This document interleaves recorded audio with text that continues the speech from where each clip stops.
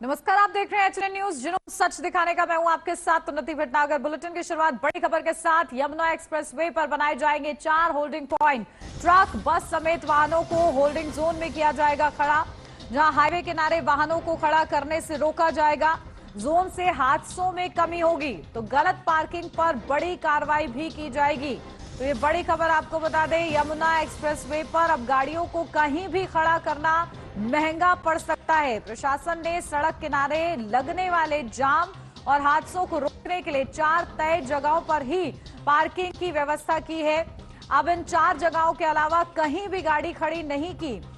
आपने कहीं भी गाड़ी अगर खड़ी की तो जुर्माना लगेगा। अक्सर ट्रक, बस, ट्रैक्टर ट्रॉली और अन्य वाहन सड़क किनारे खड़े हो जाते हैं, जिससे दुर्घटनाओं का खतरा बढ़ता है। इसे रोकने के लिए कदम उठाया गया है। तो देखिए, आगरा से नोएडा आते समय 16 किलोमीटर पर छपड़गढ़, नोएडा से आगरा जाते समय 35 किलोमीटर पर सबूता गांव और आगरा से नोएडा की ओर 38.25 किलोमीटर पर जेवर के पास और नोएडा से आगरा की ओर 43.25 किलोमीटर पर अलवालपुर एक्सप्रेसवे पर गाड़ी खड़ी करनी है तो सिर्फ इन तय जगहों पर ही करें, वरना चालान तय है।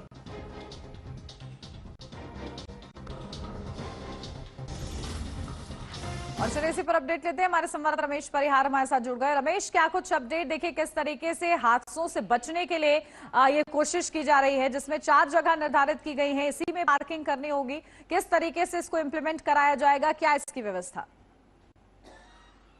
और नोएडा एक्सप्रेसवे की बात है, नोएडा एक्सप्रेसवे की सुरक्षा को लेकर तमाम तरीके के उपाय अपनाए जाते हैं, क्योंकि नोएडा एक्सप्रेसवे पे सबसे ज्यादा हादसे होते हैं। और हादसों में हम अक्सर देखते हैं कि जो वाहन हैं वो सड़क किनारे खड़े होते हैं, सर्विस लाइन पे खड़े होते हैं, उसी वाहनों से पीछे से आ रहे तेज रफ्तार से वाहन टकरा जाते हैं और हादसे हो जाते हैं। विशेष तौर पर सर्दियों में, कोहरे के टाइम ये सबसे ज्यादा हादसे होते हैं टकराने की वजह से, और एक के साथ एक 70 गाड़ियां कई बार टकरा जाती है। तो इसी हादसों को कम करने के लिए नोएडा एक्सप्रेसवे पे और नोएडा अधिकरण की ओर से 4 ऐसे पॉइंट बनाए जा रहे हैं जिनमें आप ये अपने वाहन पार्किंग कर सकेंगे। अगर किसी को वाहन रोकना है तो वो अपने इन पार्किंग, ये जो पॉइंट बनेंगे, इन पॉइंटों पर रोकेंगे। कहीं पे भी ऐसे नहीं रोक देंगे कि कहीं पे भी खड़ा कर दे वाहन।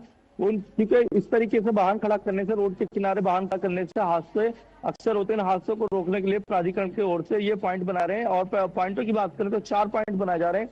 एक पॉइंट जेवर के पास बनाया जा रहा है, एक सपरौला गांव के पास बनाया जा रहा है, एक संवतपुर गांव के पास बनाया जा रहा है और एक आगरा से आते हैं तो एक वहां पे बनाया जा रहा है। तो इस तरीके के जो टोल है, इनके बनने से यहाँ पर रोड का जो हादसा कम हो जाएगा और एक्सप्रेसवे की सुरक्षा को लेकर भी और जो इंतजाम बेहतर हो जाएगी। क्योंकि एक्सप्रेसवे में ऐसा है कि अपना एक्सप्रेसवे की बात करें और नोएडा और जो आगरा तक जाने वाले लोग हैं, यूं कहें कि देश के विभिन्न हिस्सों में जाने वाले लोग हैं, वो इस वे का प्रयोग करते हैं। और ये अपने आप में एक आधुनिक एक्सप्रेसवे है और ये आगरा से नोएडा की दूरी को बहुत कम करता है। अगर आप इससे जाएंगे तो 3 घंटे के अंदर आप आगरा पहुंच सकते हैं। तो जब इस तरीके के इतने बड़े हमारे पास हाईवे हैं तो उनकी सुरक्षा के लिए उपाय करने पड़ेंगे। ये उपाय बेशक ही देर से हुए, लेकिन हुए और इसको, इन उपाय को इम्प्लीमेंट दिया जाएगा। ये जो इनका जो प्राधिकरण का प्रोग्राम है, ये 4 पॉइंट बना है, ये बहुत ही अच्छा प्रोग्राम है। और इस तरीके का 4 पॉइंट बन जाते हैं तो कहीं ना कहीं हादसा भी आएगी। और साथ ही साथ तो ये पॉइंट बनने के बाद जो भी लोग बाहर सड़क किनारे अनावश्यक रूप से खड़ा कर देते हैं, यूं मानो कि जैसे कोई सफर कर रहा हो या उसे धूप लग रही है या उसे रैक होना है, 500 किलोमीटर चल के आया, तो ये क्या करते हैं, साइड में ट्रक वगैरह खड़ा कर देते हैं और सो जाते हैं। तो तरीके से हादसों को कम करने के लिए जो भी इस तरीके का वाहन पार्क करेगा उनके खिलाफ कड़ी कार्रवाई की जाएगी, उनके खिलाफ मुकदमा दर्ज करा जाएगा और उनके वाहन को भी सीज करने की कितना यहाँ पर जुर्माना तय किया गया है, चालान की क्या कार्रवाई, कितनी संख्या तक हो सकती है? और देखिए, अगर धारा अगर बात करें यातायात की धारा 344 और 364 के, और उस पर खिलाफ कार्रवाई की जाएगी। और रही बात जो भी इनका ट्रैफिक का नियमनता कानूनता चालान की जो रकम होती है, वो इनसे ऑनलाइन भी वसूली जाएगी और ऑफलाइन भी वसूली जाएगी। वहीं और इन पर कार्रवाई इन पर सख्त कार्रवाई की जाएगी, क्योंकि वाहन जब भी तरीके से किसी भी वाहन को ऐसे नहीं आप पार्क कर सकते। हाईवे है, हाईवे के किनारे बकाया पॉइंट दिए जा रहे हैं, उन पॉइंटों पर जाइए, आप गाड़ी पार्किंग करिए, आपको वहाँ सारी सुविधाएं मिलेंगी, जो भी मूलभूत सुविधाएं वो मिलेगी। तो इस तरीके के वाहन को पार्क करने पे अब कार्रवाई होना तय हो गया है। वहीं अगर सुरक्षा की बात करें तो एक्सप्रेसवे की सुरक्षा बेहद ही ज्यादा जरूरी है, क्योंकि एक्सप्रेसवे हम देखते हैं सबसे ज्यादा वाहन रफ्तार भरते हैं और रफ्तार से ही हादसे होते हैं। तो आप देखते हैं सड़कों किनारे रात के समय हो, अगर रात के समय में कोई अगर ट्रक खड़ा हुआ है किनारे, रोड से खड़ा कर दिया, किसी ने पार्क कर दिया है, आप अचानक से तेज तेज रफ्तार से आ रहे हैं तो कई बार कंटिन्यू हो पाता है और हादसा हो जाता है। तो इन्हीं हादसों को रोकने के लिए जो पॉइंट बनाए गए, इन पॉइंटों की सुविधाएं देखिए जाए। इन पॉइंटों में देखिए ट्रक खड़ा करने की जगह होगी, बस भी कर सकते हैं, ट्रक खड़ा कर सकते हैं, आप ट्रेलर खड़ा कर सकते हैं, कार खड़ी कर सकते हैं। और तकरीबन और ये एक बीघा से ऊपर के एरिया में ये पॉइंट बनेंगे, होल्ड बनेंगे। इन होल्डिंग पॉइंट में आप होल्ड कर सकते हैं। अगर आप लंबे रूट से करके आ रहे हैं तो आप वहाँ आराम कर सकते हैं। आपको रेस्ट रूम की सुविधा मिलेगी, आपको वहाँ पानी की सुविधा मिलेगी, आपको वहाँ एसी और पंखे की सुविधा मिलेगी। तो यूं कहें ड्राइवरों के लिए ये बहुत ही उन्नत किस्म का होल्डिंग पॉइंट बनने जा रहा है। बिल्कुल ठीक है। देखना होगा किस तरीके से ये हादसों को कम करने में सफल रहता है। ठीक है रमेश, आप बने रहिए हमारे साथ, लौटती हूँ आपके पास। बढ़ेंगे आगे। ग्रेटर नोएडा अथॉरिटी के निर्देशों पर कार्रवाई करते हुए बिसरख बर क्षेत्र में अतिक्रमण के खिलाफ तोड़फोड़ अभियान चलाया गया, जहां कॉलोनाइजर संभावित क्षेत्र में 4 दीवारी बनाकर अवैध प्लॉटिंग करने की कोशिश कर रहे थे। लगभग 25,000 वर्ग मीटर जमीन वापस ले ली गई है। ग्रेटर नोएडा अथॉरिटी के ACEO ने कहा है कि ग्रेटर नोएडा के अधिसूचित क्षेत्रों में किसी भी व्यक्ति को अवैध निर्माण करने की अनुमति नहीं है। ग्रेटर नोएडा में कहीं भी जमीन खरीदने से पहले अथॉरिटी से संपर्क करना और पूरी जानकारी लेना बहुत जरूरी है। उन्होंने जनता से अपील की कि वे अवैध कॉलोनियों में निवेश करके अपनी मेहनत की कमाई को जोखिम में न डालें। ग्रेटर नोएडा अथॉरिटी के CEO ने अधिसूचित क्षेत्रों में जमीन पर अतिक्रमण करने वालों के खिलाफ सख्त कार्रवाई करने के निर्देश दिए हैं। अथॉरिटी की टीम अवैध अतिक्रमण के खिलाफ लगातार अभियान चला रही है। अथॉरिटी के वर्क सर्कल 3 के सीनियर मैनेजर की एक टीम ने बिसरख बाड़ क्षेत्र में खसरा नंबर 333 और 334 वाली जमीन के टुकड़ों पर अतिक्रमणों को हटा दिया। लगभग 25,000 वर्ग मीटर जमीन को अतिक्रमण सफलतापूर्वक मुक्त करा लिया गया है। इन अवैध बस्तियों को बसाने में शामिल कॉलोनाइजर्स को सख्त चेतावनी दी गई है कि अगर उन्होंने दोबारा अवैध निर्माण करने की कोशिश की तो उनके खिलाफ सख्त कार्रवाई की जाएगी। इस अभियान से पहले वर्क सर्कल 3 ने हाल के दिनों में तिलपता, रोज, याकूबपुर, खेड़ा, चौगानपुर और चिपियाना बुजुर्ग जैसे इलाकों में भी अतिक्रमण के खिलाफ अभियान चलाए थे। और चलिए इस पर भी अपडेट लेते हैं। रमेश परिहार हमारे संवाददाता हमारे साथ बने हुए हैं। रमेश, क्या कुछ अपडेट मिली है? किस तरीके से जमीन लेने से पहले किन चीजों को ध्यान में रखने की अब जरूरत है?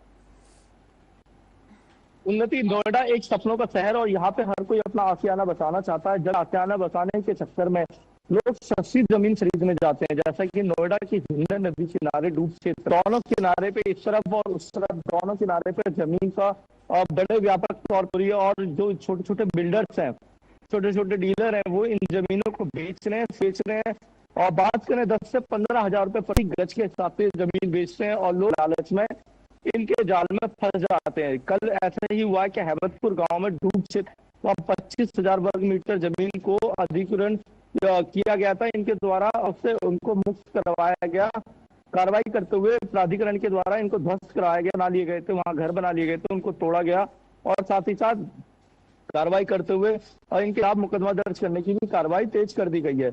वहीं बात करें इस तरीके के जो स्कैम हो, विशेषतौर पे नोएडा की बात करें, नोएडा में हिंडन नदी किनारे और यमुना किनारे फार्म हाउस बने हुए हैं। अगर यमुना किनारे बात करें और नोएडा के सेक्टर 100 के किनारे या सेक्टर 94 से लेकर लगातार यमुना के किनारे किनारे तक 150 सभी जगह फार्म हाउस बनाए हुए। इन फार्म हाउसों में और इन हाउसों में इतने बड़े बड़े फार्म हाउस बनाए हुए हैं कि जिनके, और अगर हम डॉक्यूमेंटेशन की बात करें, डॉक्यूमेंटेशन नहीं है इनके पास, अवैध रूप से बनाए गए, इनके खिलाफ भी प्रशासन समय समय पर कार्रवाई करता था। वहीं अभी जो हेबतपुर गांव में कार्रवाई हुई है, छोटे छोटे 50 गज और 40 गज और 100 गज के जो होते हैं रिहायशी भूखंड होते हैं, ये इस तरीके के प्लॉट बेच लेते हैं। इन डीलरों का काम है कि इस तरीके का स्कैम ना, लोगों को फंसाना, लोगों का अनधिकृत और जो अधिकृत जमीन है उसमें उनको दे देना। उसके बाद जब प्राधिकरण की टीम आती है, घर तोड़ती है, तब फिर लोग कहते हैं हमारे संग गलत हुआ, हमें नहीं पता था, सरकार हमारा घर तोड़ रही है। वही नोएडा अथॉरिटी का, नोएडा और ग्रेटर नोएडा अथॉरिटी का कहना है कि जब भी ऐसी जमीन आप खरीदने जाएं, सबसे पहले उसका वेरिफिकेशन करवाएं। आप आए नोएडा, ग्रेटर नोएडा अथॉरिटी के कार्यालय में आए, वहाँ वेरीफाई करवाएं और वो वेरीफाई करवाने पर ही आपको पता चलेगा कि सही है या जमीन गलत है। और ये जो डूब क्षेत्र की जमीन है, इसका अधिग्रहण अभी गवर्नमेंट ने नहीं करा है। डूब क्षेत्र में किसी भी प्रकार का निर्माण करना साफ तौर पे मनाही है और शासन प्रशासन से भी डूब क्षेत्रों में रोक लगी हुई है, किसी भी प्रकार का निर्माण नहीं किया जाएगा। साथ ही साथ ना ही किसी को बिजली का कनेक्शन दिया जाएगा, और क्योंकि ये जो मामला है बड़ा गंभीर है। और हिंडन नदी किनारे जो जमीन थी वो किसानों के पास थी, और उसको उस जमीन पे अलाउ करती है गवर्नमेंट से एक कमरा जो कि टू के लिए यूज कर सकते हैं, क्योंकि एनजीटी का आदेश है कि नदी किनारे आप किसी भी प्रकार का निर्माण नहीं कर सकते। लेकिन हम देख रहे हैं कि जिस तरीके से नोएडा में ये बिल्डर्स हैं, डीलर हैं, ये एनजीटी के आदेशों को किनारे रखते हैं, शासन प्रशासन के आदेशों को किनारे रखते हैं, लोगों की भूल झोंक कर ऐसे नदी किनारे 100-100, 50-50 गज के जो प्लॉट हैं इनको बेचते हैं और लोगों को स्कैम में फंसाते हैं। और लोग जब स्कैम में फंस जाते हैं तो फिर वो परेशान होते हैं कि ना ही उनको जमीन थी ना ही उनको पैसा मिलता है।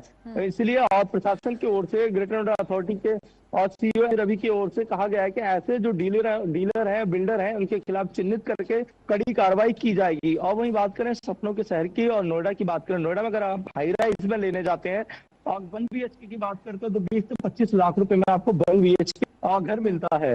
और वहीं अगर इन कच्ची कॉलोनियों में आप जाते हैं तो आपको 25 लाख रुपए में एक 50 गज का मकान आराम से मिल जाता बिल्कुल, है, देखिए जिसमें आप आप 2 लोगों मंजिल को जागरूक बना रहने लेते हैं। की इसलिए जरूरत लोग है और जो नियम बनाए गए हैं उसको मानने की जरूरत है ताकि बुलडोजर की कार्रवाई ना हो। ठीक है, बहुत शुक्रिया रमेश आपका तमाम जानकारी के लिए।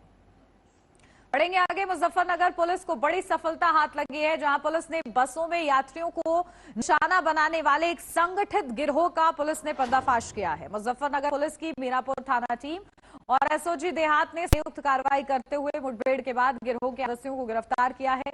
इस कार्रवाई में 2 बदमाश गोली लगने से घायल हुए हैं। चेकिंग के दौरान कुतुबपुर झाल के पास सिंचाई विभाग के गेस्ट हाउस के नजदीक खंडर में कुछ लोगों के बड़ी वारदात की योजना बनाने की सूचना मिली थी। पुलिस टीम मौके पर पहुंची तो बदमाशों ने खुद को घेरे फायरिंग शुरू कर दी और जंगल की ओर भागने लगे। जवाबी कार्रवाई में इसकी गोली लगने से 2 बदमाश घायल हो गए। शेष 6 आरोपियों को कॉम्बिंग के दौरान गिरफ्तार कर लिया गया है। एसपी देहात ने बताया कि आरोपियों के कब्जे से 2 अवैध तमंचे, जिंदा और कारतूस, साथ ही 6 अवैध चाकू बरामद हुए हैं।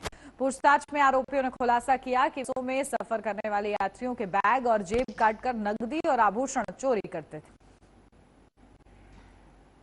27 अप्रैल 2026 को श्रीमान वरिष्ठ पुलिस अधीक्षक महोदय मुजफ्फरनगर के निर्देशन में चेकिंग चल रही थी, जिसमें थाना मीरापुर और एक एसओजी देहात की संयुक्त टीम द्वारा संदिग्ध व्यक्ति और वहां चेकिंग करी जा रही थी।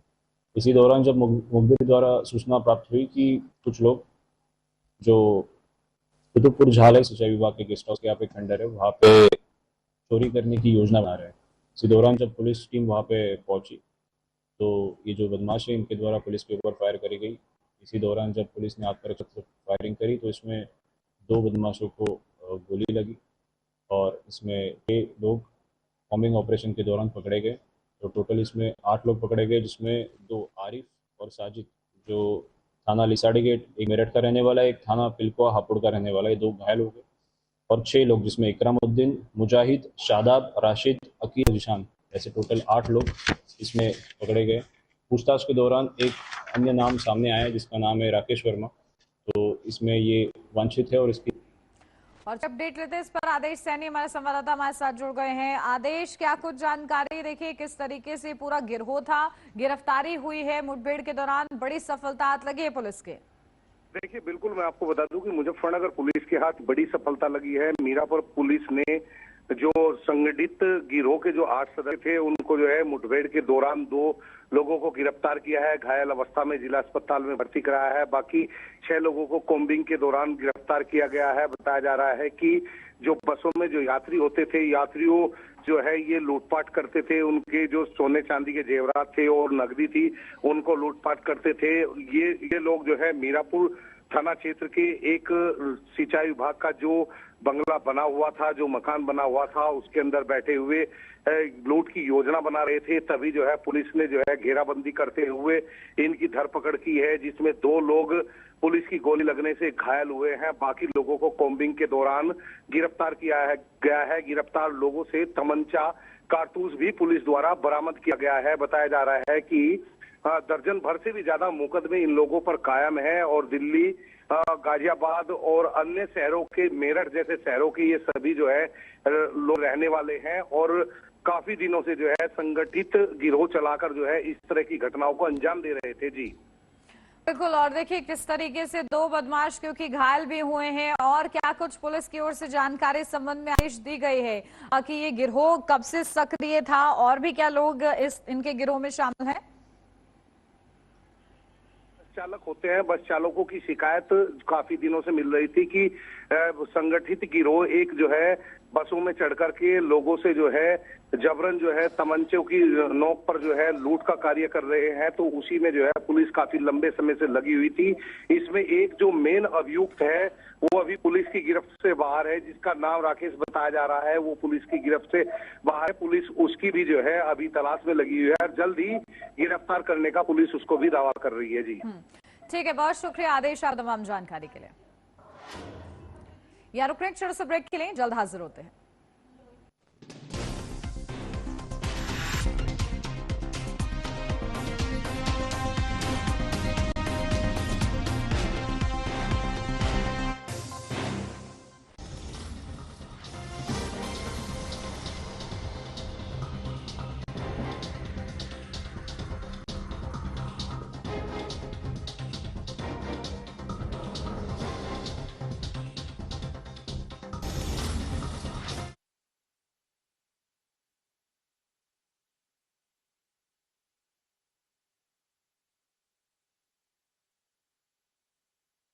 आइसक्रीम खाओगी? जंगल में आइसक्रीम मिलती है। समर कूल रेफ्रिजरेटर, आप अपनी ड्यूटी निभाओ, ये अपनी ड्यूटी निभाएगा। समर कूल, लाइफ बनाए वंडरफुल।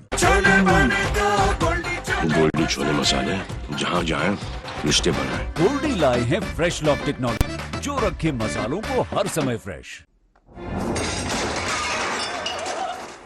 फर्श की टाइल्स को चेंज करो, बड़ी स्लिपरी हैं। थर्मोकूल वॉशिंग मशीन। थर्मोकूल, इंडिया का नया अंदाज। हर रोज हो जाता हूँ लेट, साफ नहीं होता है मेरा। अबे खोचू, अथा इंडिया को मालूम है, पेट दफा हर रोग दफा।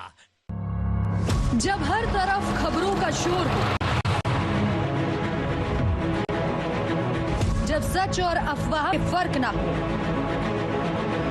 तब एक चैनल उठता है सवालों की रोशनी लेकर, आपके हित की आवाज बनकर। HNN न्यूज, जुनून सच दिखाने का।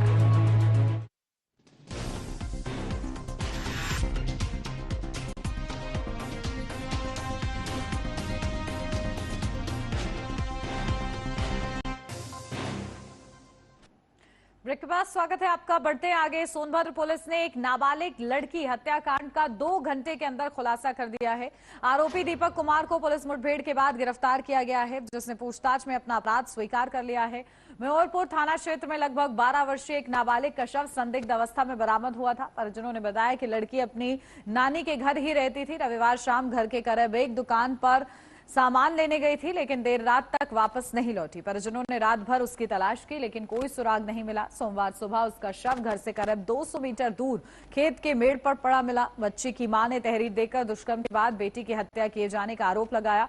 परिजनों की तहरीर पर पुलिस ने तत्काल मामला दर्ज कर शव का पोस्टमार्टम कराया। मामले की संवेदनशीलता को देखते हुए पुलिस अधीक्षक के निर्देश पर SOG सर्विलांस और थाना पुलिस की विशेष टीमें गठित की गई हैं। इन टीमों ने साक्ष्य संकलन और तकनीकी व मैनुअल इनपुट के आधार पर सघन जांच शुरू की। जांच के दौरान दीपक कुमार पुत्र नंदलाल का नाम सामने आया। पता चला कि अभियुक्त मृतका का दूर का मामा है और पड़ोस में ही रहता है। सोमवार को ही पुलिस टीम आरोपी की गिरफ्तारी के लिए दबिश दे रही थी। इसी दौरान आरोपी ने पुलिस टीम पर फायरिंग कर दी।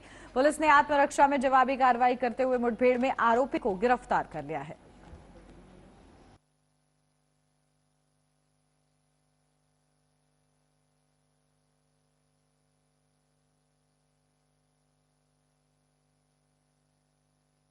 लेते इस पर हमारे संवाददाता महेश अग्रहरी हमारे साथ जुड़ गए हैं। महेश, क्या कुछ जानकारी मिल रही है? देखिए, हत्याकांड का 2 घंटे में खुलासा हुआ है, बड़ी सफलता पुलिस के लिए, और आगे क्या कुछ संदेश कार्रवाई के माध्यम से? जी देखिए, बताते चले ये बड़ी कार्रवाई है और 2 घंटे में घटना का खुलासा करना पुलिस के लिए बड़ी सफलता है। जो मामले संदिग्ध नजर आ रहा था कि घर से केवल थोड़ी दूर पे ही बासी किशोरी का शव जब मिलता है तो पूरे इलाके में सनसनी फैल जाती है। और मामले को बड़ी गंभीरता से लेते हुए त्वरित कार्रवाई करते हुए जो भी साक्ष्य थे उनके आधार पर टीम बनाकर तुरंत कार्रवाई की और जांच में जब पता चला कि पड़ोस में ही रहने वाला जो आरोपी है वो लड़की का मामा भी कहलाता था, तो पूरी टीम मिलकर जांच शुरू कर दी और मुठभेड़ भी हुई। और उसने आरोपी ने जब गोली चलाने की कोशिश की तो पुलिस उसके पैर में गोली मारी और उसे गिरफ्तार कर लिया और पूछताछ में उसने अपना जुर्म भी कबूल कर लिया।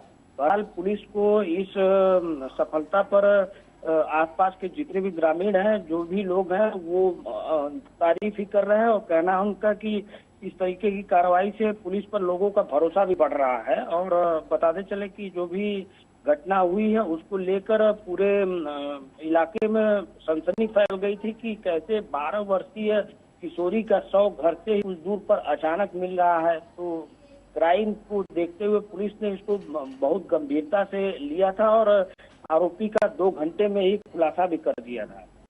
ठीक है, बहुत शुक्रिया महेश आपका तमाम जानकारी के लिए।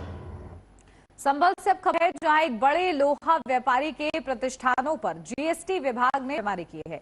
मुरादाबाद से आई 15 अधिकारियों की टीम ने व्यापारी लाश के गोदाम, दुकान और घर को घेरा है। ये कार्रवाई सोमवार दोपहर करीब शुरू हुई। टीम ने स्टॉक रजिस्टर और बिक्री रजिस्टर सहित अन्य महत्वपूर्ण दस्तावेजों को कब्जा, गहन छानबीन शुरू कर दी है। विभाग की कार्रवाई के दौरान सुरक्षा व्यवस्था बनाए रखने के लिए मौके पर पुलिस बल भी तैनात किया गया है। जानकारी के अनुसार जीएसटी विभाग को व्यापारी द्वारा फुटकर दुकानदारों को दी गई बिल्डिंग में गड़बड़ी की शिकायतें मिली थी। आधार पर यह छापेमारी की गई है। इस कार्रवाई से अन्य स्थानीय व्यापारियों में हड़कंप मच गया है। विभाग की टीम पिछले 3 घंटे से अधिक समय से अलग अलग स्थानों पर दस्तावेजों की गहन जांच रही है। तो देखिए, संभल में लोहा व्यापारी जीएसटी चोरी का मामला सामने आया है और इसी के चलते छापेमारी की गई है। तो गोदाम, दुकान और घर पर 15 अधिकारी कागजों की जांच की उन्होंने और देखिए किस तरीके से यहां पर छापेमारी चल रही, निष्पक्ष तरीके से। अपडेट लेते हैं, हमारे संवाददाता सतीश सिंह हमारे साथ जुड़ गए। सतीश, क्या कुछ जानकारी अधिकारियों की टीम को क्या कुछ हाथ लग पाया है? देखिए, हम बता रहे हैं बाकी जनपद संभल के बैजू थाना क्षेत्र का मामला है। यहाँ पर जो है मुरादाबाद की जीएसटी विभाग की टीम वहाँ पहुंच गई है और जो लोहा व्यापारी हैं उनके यहाँ पर जो है छापेमारी की जा रही है। कई दुकानदार तो गोदाम और मुरादाबाद की टीम जैसे पहुंचती है तो दुकानें बंद करके भाग गए हैं। वहाँ पर जो है जो बड़ी बड़ी दुकानें हैं वो मुरादाबाद की जीएसटी टीम पहुंचती है और पहुंचने के बाद में उनके यहाँ छापेमारी चल रही है। और करीब में कल 4-5 टीम पहुंची थी। पहुंचने के बाद में लगातार पूरी रात अभी जीएसटी टीम बाहर नहीं आई है और उसके बाद में नहीं अंदर जाने दे रही है किसी को, और जो अंदर लोग हैं उन्हें नहीं बाहर आने दे रही है। करीब 2 घंटे पहले जिसकी बात की जाए तो वहाँ पर जो है अभी भी अधिकारी अंदर ही मौजूद लगाए जा रहे हैं। जिस तरह से बात की जाए जीएसटी की तो कई संदिग्ध दस्तावेज भी खंगाले जा रहे हैं, जो कि बैजोई तो क्षेत्र के इस्लामनगर रोड की पूरी घटना है जी। ठीक है सतीश, बहुत शुक्रिया आपका तमाम महत्वपूर्ण अपडेट के लिए। और इसी के साथ इस बुलेटिन में बस इतना ही। खबरों का सिलसिला आगे भी जारी रहेगा। आप देखते रहिए एचएनएन न्यूज, जुनून सच दिखाने का।